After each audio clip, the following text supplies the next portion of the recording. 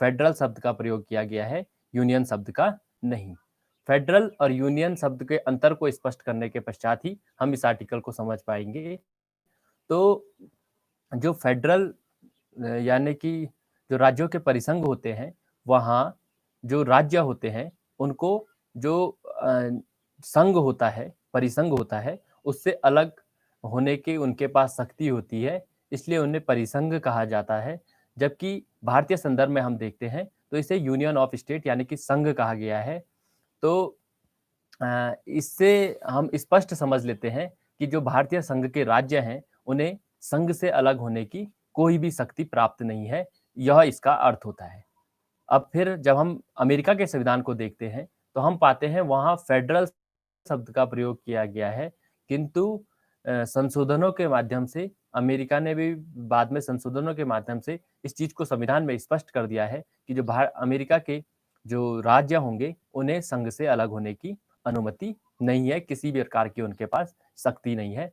तो आपने यूनियन और फेडरल शब्द को समझा। यूनियन का अर्थ होता है संघ, जिसमें कि राज्यों को संघ से अलग होने की शक्ति प्राप्त नहीं होती है, जबकि फेडरल ऑफ स्टेट्स जो होता है, वहाँ राज्यों को संघ से अलग होने की शक्ति प्राप्त होती है, किंतु अमेरिका के संदर्भ में मैंने आपको बताया कि यह शक्ति बाद में संविधान संशोधन के माध्यम से राज्यों को यह शक्ति प्राप्त नहीं है। अब हम आते हैं अपने अनुच्छेद 1, जिसे मैंने बताया भारत राज्यों का संघ होगा, यानी कि अब जो भारतीय संविधान का अनुच्छेद 1 है, उसमें सिर्फ यही लिखा हुआ है कि भारत क्या है, राज्यों का संघ होगा।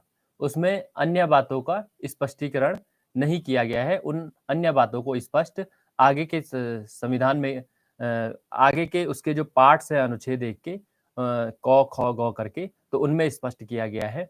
तो उसके जो पार्ट ख है, उसमें स्पष्ट किया गया है कि कौन-कौन से राज्य भारत संघ के राज्य होंगे। तो उसमें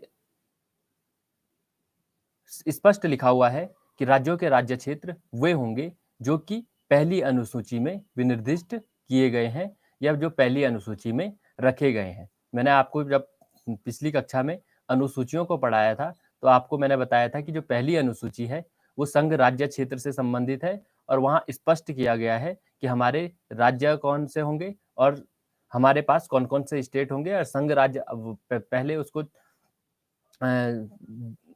राज्यों और संघ राज्य क्षेत्र यानी कि केंद्र शासित प्रदेशों के आधार पे स्पष्ट किया गया है, केंद्र शासित प्रदेशों के आधार पर। और हमारे पास वर्तमान में आप जानते हैं कि आपके 28 स्टेट्स यानी कि उन 28 राज्य और 9 केंद्र शासित प्रदेश वर्तमान समय में है। पहले इनकी संख्या कम थी और धीरे-धीरे इसमें बदलाव का अधिकार संसद को होता है, इसलिए इसमें बदलाव होते रहते हैं। आपने वर्तमान की स्थिति को ध्यान में रखना है। तो ये इसका प्रावधान है।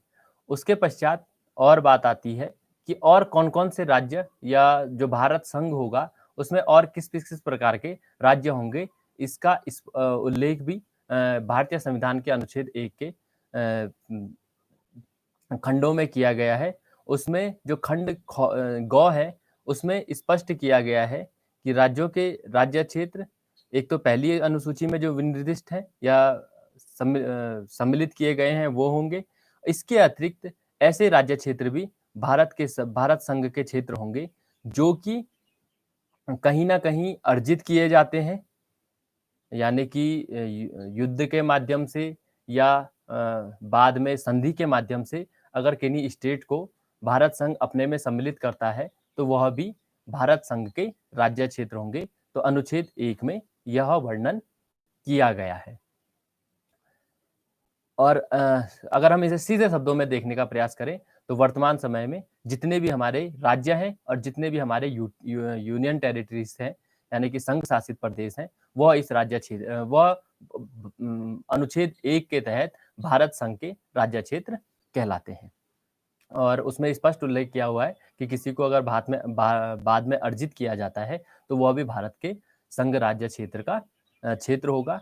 तो अगर किसी परिस्थिति ऐसा इसका अभी वर्णन हम जब चारों अनुच्छेदों को मैं आपको बता दूंगा, उसके पश्चात हम समस्त राज्य क्षेत्रों को देखेंगे कि किस प्रकार आपका जूनागढ़, जम्मू कश्मीर, हैदराबाद, इन रियासतों को भारत में जोड़ा गया। इसके अतिरिक्त गोवा, आपका दमन दीव, अंडमान निकोबार, इन प्रदेशों को कैसे कैसे और भारत में बाद में ही जोड़ा गया, आप सभी जानते हैं। तो उसका अध्ययन भी हम अभी चारों अनुच्छेदों को पढ़ने के पश्चात करने वाले हैं। तो तब आप स्वतः ही स्पष्ट हो जाएगा कि भारत का जो अनुच्छेद 1 से 4 है, वो किस प्रकार वर्णित किया गया है। तो अनुच्छेद 1 के पश्चात अब हम आते हैं अनुच्छेद 2 में। अनुच्छेद 2 में जो नए राज्य हैं, उनके प्रवेश की बात कही गई है कि भारत संघ में नए राज्यों को प्रवेश दिया जाएगा या उनकी स्थापना की जा सकती है। तो नए राज्यों के प्रवेश और स्थापना दो अलग-अलग शब्द हैं, यानी कि एक तो ऐसा राज्य जो भारत संघ का नहीं है, उसे अगर भारत में जोड़ा जाता है या सम्मिलित किया जाता है, तो उसे हम नए राज्य का प्रवेश कहेंगे। हो सकता है वो कोई स्वतंत्र राष्ट्र हो सकता है कोई वो किसी दूसरे राष्ट्र का स्टेट हो, कोई ऐसा क्षेत्र हो जो कि अभी किसी भी विश्व के किसी भी देश के पास नहीं है, उसको जोड़ लिया जाता है भारत संघ में। तो ऐसे क्षेत्रों को अगर हम भारत संघ में प्रवेश कराते हैं, तो उसको नए राज्यों का प्रवेश कहा जाएगा। और नए राज्यों की स्थापना, यह भी अनुच्छेद 2 में कहा गया है। तो स्थापना से अर्थ होता है जब हम भारत में सम्मिलित किसी राज्य को या सम्मिलित जितने भी राज्य हैं, उनको किसी प्रकार से तोड़कर या कुछ राज्यों के कुछ अंश को तोड़कर एक नए राज्य का गठन करते हैं, तो उसको नए राज्यों की स्थापना कहा जाता है। तो अब इसे आप इस प्रकार समझ सकते हैं, जैसे आपका 2000 से पूर्व उत्तराखंड एक राज्य नहीं था, जब बल्कि यह क्या था, यूपी स्टेट जो है उसका क्षेत्र, उस यूपी स्टेट के क्षेत्र में आता था। और 9 नवंबर 2000 के पश्चात उत्तराखंड को एक नए राज्य का दर्जा दे दिया गया होती है। इसका वर्णन अनुच्छेद 4 में किया गया है, अभी हम इसको जानेंगे। तो दूसरे आर्टिकल को आप समझे कि नए राज्यों के प्रवेश या नए राज्यों की स्थापना का अधिकार जो है वह आर्टिकल 2 के तहत भारतीय संविधान में दिया गया है। उसके पश्चात थोड़ा सा आपके कमेंट मुझे दिख नहीं पा रहे हैं, तो इसलिए कितने नए साथी जुड़े हैं, मैं एक बार उनको देख लेता हूं। हिमांशु थपलियाल जी जुड़े हैं, आपका भी स्वागत है। और फिलहाल आज कम साथी जुड़े हुए हैं। अवधेश बिष्ट जी जुड़े हुए हैं, आपका भी स्वागत है। तो आज काफी कम साथी जुड़े हुए हैं, मेरा ख्याल आज, क्योंकि आप जानते हैं हरेला का पर्व है, तो हरेले के पर्व के सभी लोग बना रहे होंगे और हम आशा कर सकते हैं कि सभी लोग अपने घरों में वृक्षों के रोपण के माध्यम से हरेला पर्व को उत्तराखंड में बड़ी धूमधाम से बना रहे होंगे, इसलिए हो सकता है आज कम साथी जुड़े हुए हैं। तो खैर, जितने भी साथी जुड़े हुए हैं उनको अध्यापन कराया जाएगा। मैंने आपको पहले भी कहा था कि एक भी साथी जुड़ा हुआ होगा तो मैं अध्यापन कार्य कराता रहूंगा, और उतनी ही तन्मयता से कराया जाएगा जितनी तन्मयता से अन्य दिन कराया जाता है। तो उसके पश्चात अब हम आते हैं आर्टिकल 3 की तरफ, जो कि नए राज्यों की निर्माण और वर्तमान राज्यों के क्षेत्रों, सीमाओं या नामों में परिवर्तन के संदर्भ में है। तो दूसरा मैंने आपको बताया था, आर्टिकल 2 और आर्टिकल 3 कहीं ना कहीं कंफ्यूजिंग करते हैं। तो आर्टिकल 2 में नए राज्यों की स्थापना व प्रवेश की बात की गई थी, यानी कि एक तो ऐसा स्थान, ऐसा राज्य या कोई क्षेत्र जो भारत संघ का राज्य नहीं है, उसे अगर प्रवेश दिया जा सकता है। और स्थापना यानी कि भारत संघ में है किंतु उसकी स्थापना की जा सकती है। और किंतु जो आर्टिकल 3 है उसमें नए राज्यों के निर्माण की बात की गई है। नए राज्यों के निर्माण से अर्थ है कि किसी स्टेट की किसी नए राज्य का निर्माण अगर किया जाता है तो वो आर्टिकल 3 के तहत किया जाता है।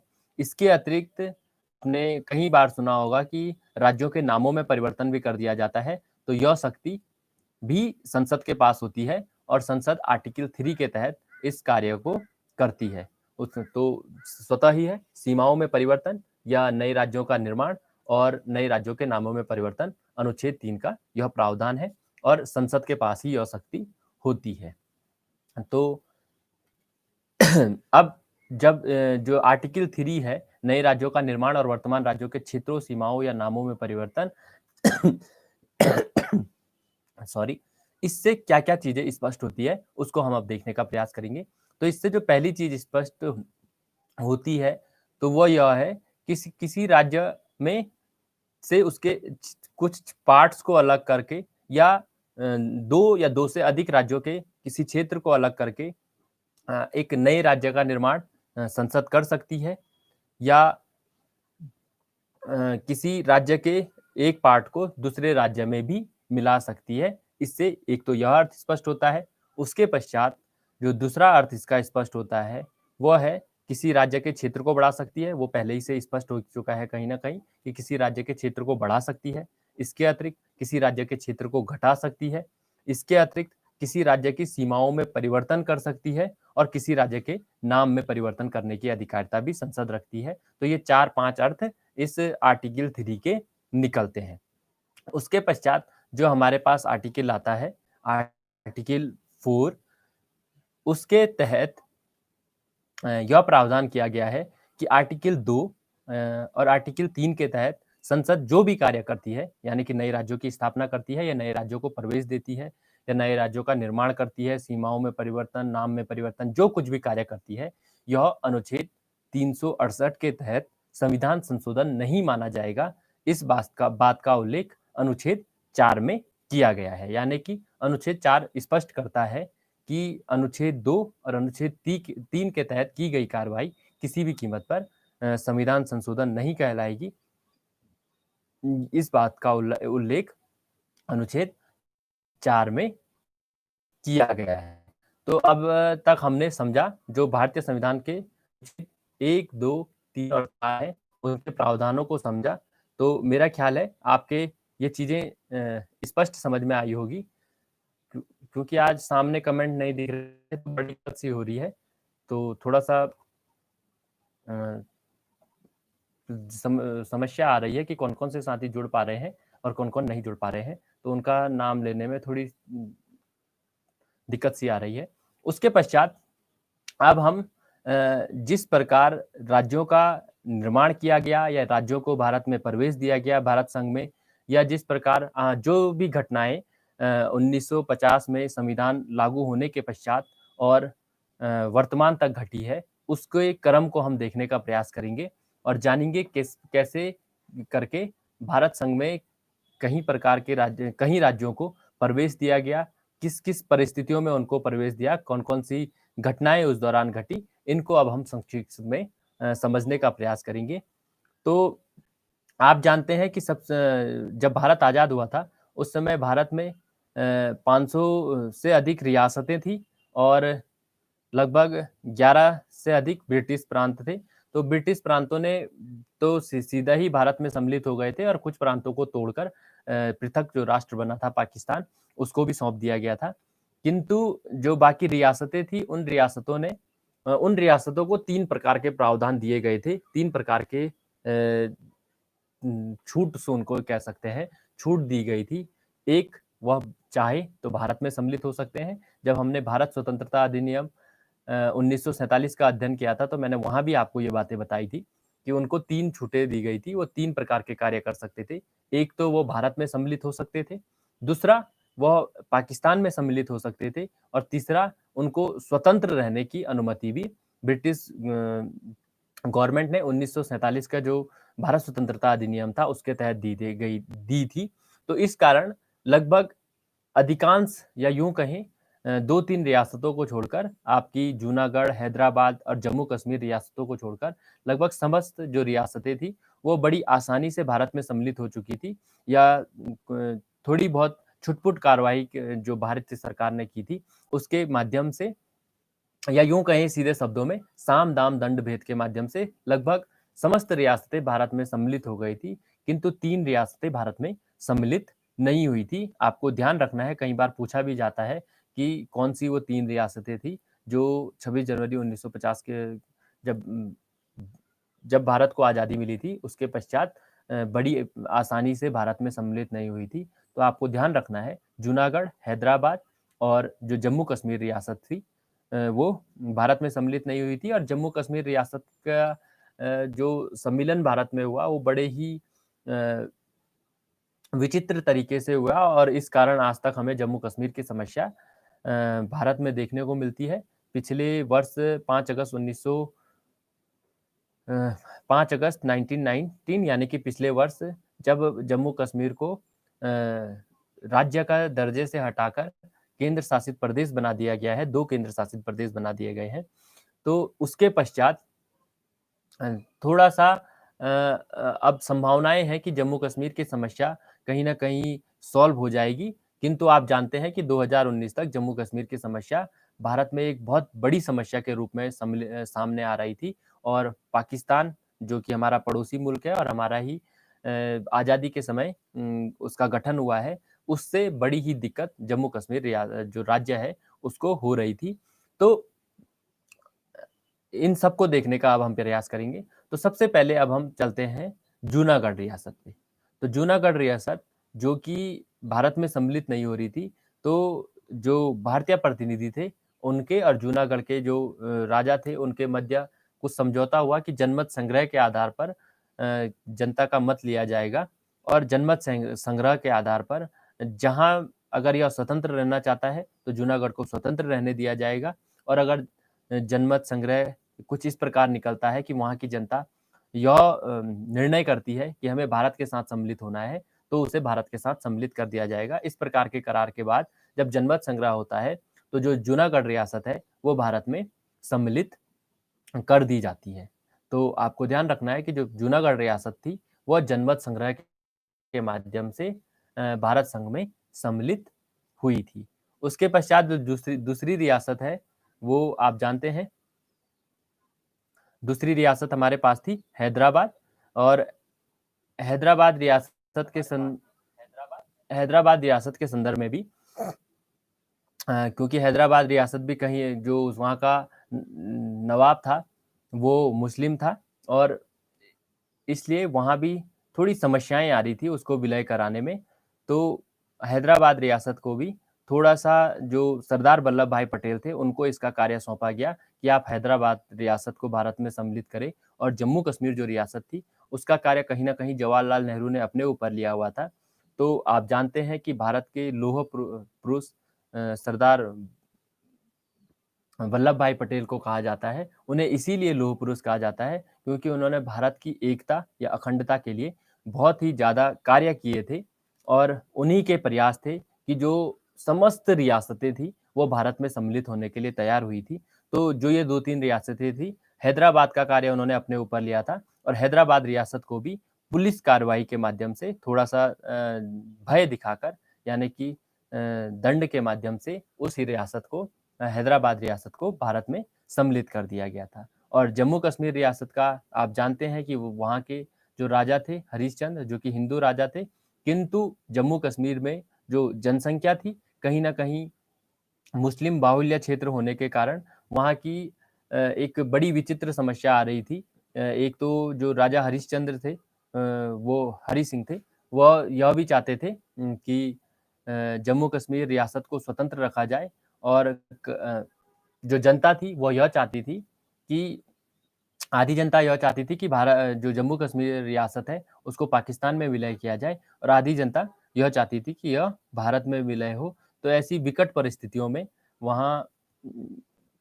का जो राजा है क्योंकि उसी समय आज़ादी के कुछ समय पश्चात ही जो कबायली क्षेत्र थे पाकिस्तान के, वहाँ के कबाइलों को साथ लेकर जो पाकिस्तान की सेना थी, उसने जम्मू कश्मीर रियासत पर आक्रमण कर दिया और ऐसी स्थिति में जो राजा हरि सिंह थे, उनको कहीं न कहीं लगा कि अब या तो जम्मू कश्मीर हमको अपने में सम्मिलित करा देगा हराकर या फिर कहीं न कहीं मतलब अब अपनी स्वतंत्रता उन्हें खतरे में नज़र आई, तो उन्होंने जो भारतीय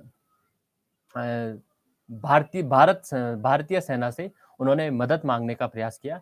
तो ऐसी स्थिति में भारतीय सेना ने उनसे मदद का आश्वासन दिया, किंतु उन्हें यह कहा कि आपको जो भारत संघ में सम्मिलित होना पड़ेगा।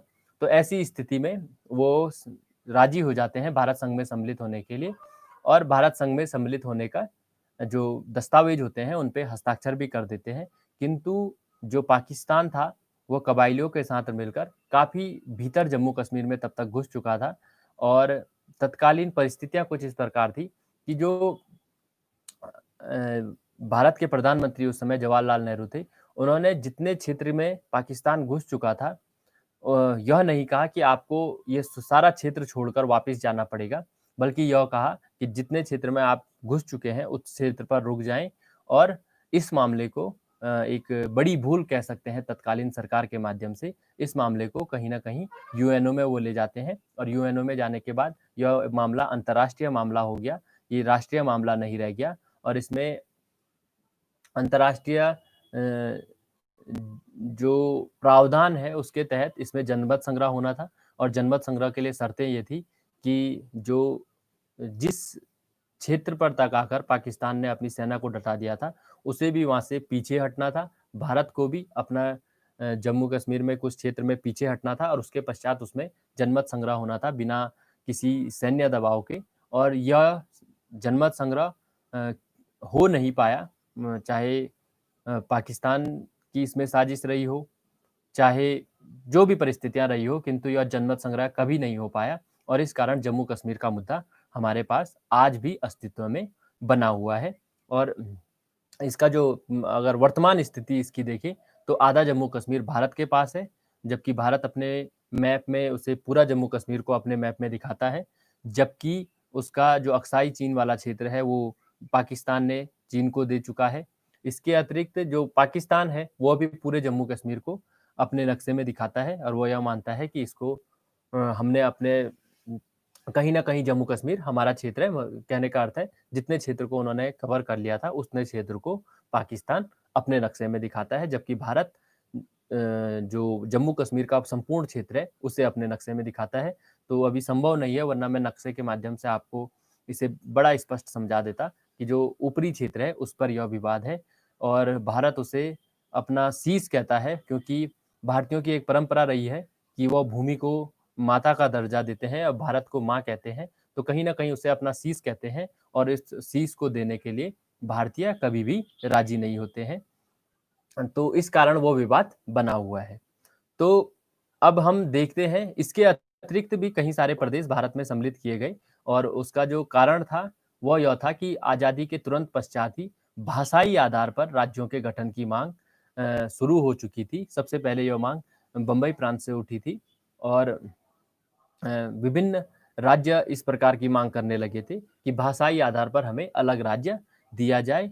इस राज्य के लिए इस प्रकार की माँगों को पे विचार करने के लिए 2-3 प्रकार की कमिटियाँ बनी थी और उन कमिटियों के माध्यम से बार-बार यही रिज़ल्ट सामने आ रहा था। कमिटियों का निष्कर्ष या यूँ कहें रिपोर्ट में रिज़ल्ट यही था कि भाषाई आधार पर राज्यों का गठन नहीं किया जाना चाहिए। इससे जो है राज्य की जो भारत संघ की एकता और अखंडता है, उसको कहीं न कहीं खतरा है। तो इसलिए इस बार इसके लिए जो जो कमिटियाँ बनी, 2-3 प्रकार की कमिटियाँ बनी, सबसे पहले उसमें धर आयोग का गठन किया गया और अ, थोड़ा-सा मैं कन्फ्यूज़ हो रहा हूँ इसमें क्योंकि 3 आयोग इसमें गठित किए गए थे, जिसमें एक जवाहरलाल नेहरू, वल्लभ भाई पटेल और पट्टाभी रमैया, जिसको कि जेवीपी कमिटी कहा जाता है। इस कमिटी ने भी कहीं न कहीं अपनी रिपोर्ट में यह पाया था कि भाषाई आधार पर राज्यों का पुनर्गठन नहीं किया जाना चाहिए और इस कमिटी की स्थापना जो हुई थी 1949 में हुई थी और जो पहली कमिटी इससे पहले बनी थी वो स्पष्ट था एसके धर कमिटी बनी थी और उस कमिटी ने भी निष्कर्ष में यही पाया था कि भाषाई आधार पर राज्यों का गठन नहीं किया जाना चाहिए क्योंकि इससे जो राज्य की भारत संघ की एकता और अखंडता है उसको कहीं ना कहीं खतरा हो सकता है। तो ऐसी स्थिति में क्योंकि इसके भाषाई आधार पर नए राज्यों के गठन के लिए काफ़ी अधिक मात्रा में आंदोलन प्रारंभ होने शुरू हो गए थे अलग-अलग स्टेट में। तो इसलिए जो भारत सरकार थी, भारत की केंद्र सरकार थी, उसके पास बार-बार दबाव बन रहा था कि वो इसके लिए कोई समाधान निकाले। तो इसके लिए 1953 में राज्य पुनर्गठन आयोग का गठन किया जाता है, जिसके कि अध्यक्ष जो थे वो फजल अली थे और उसमें 2 अन्य सदस्य थे। एक थे आपके कुंजारू साहब और दूसरे आपके थे के.एम. पनिक्कर साहब। तो इन 3 लोगों की अध्यक्षता में सॉरी जो आपके फैजल अली थे उनकी अध्यक्षता में यह 3 लोगों की कमिटी अपनी रिपोर्ट सौंपती है। इसकी जो रिपोर्ट थी वह 1955 में सौंपी जाती है और उसकी रिपोर्ट भी यही कहती है कि भाषाई आधार पर राज्यों का गठन नहीं होना चाहिए। किंतु जो एक कांग्रेसी नेता थे उस समय रामलालू, तो उनकी आंध्र प्रदेश में जो भाषाई आधार पर नए आंध्र राज्य की स्थापना को लेकर वो आंदोलनरत थे, तो उनकी भूख हड़ताल में मृत्यु हो जाती है भूख से। तो उसके पश्चात जो ये आंदोलन है कहीं न कहीं उग्र रूप ले लेता है। तो ऐसी परिस्थितियों में सबसे पहले वर्ष 57 के आसपास जो है आंध्र प्रदेश राज्य की स्थापना कर दी जाती है भाषाई आधार पर। जबकि जो तीनों कमिटियां थी, चाहे वो आपकी एस.के. धर कमेटी हो, चाहे वो आपकी जे.वी.पी. कमेटी हो और चाहे वो आपकी राज्य पुनर्गठन आयोग अधिनियम हो, उन तीनों ने ही कह दिया था कि किसी भी कीमत पर भाषाई आधार पर राज्यों का गठन नहीं होना चाहिए। किंतु उसके पश्चात भी तत्कालीन परिस्थितियों को देखते हुए आंध्र प्रदेश राज्य का मुंबई प्रांत से उसको अलग करके गठन कर दिया जाता है भाषा के आधार पर और पहला प्रदेश वह बनता है। ये थोड़ा-सा पहले की घटना है।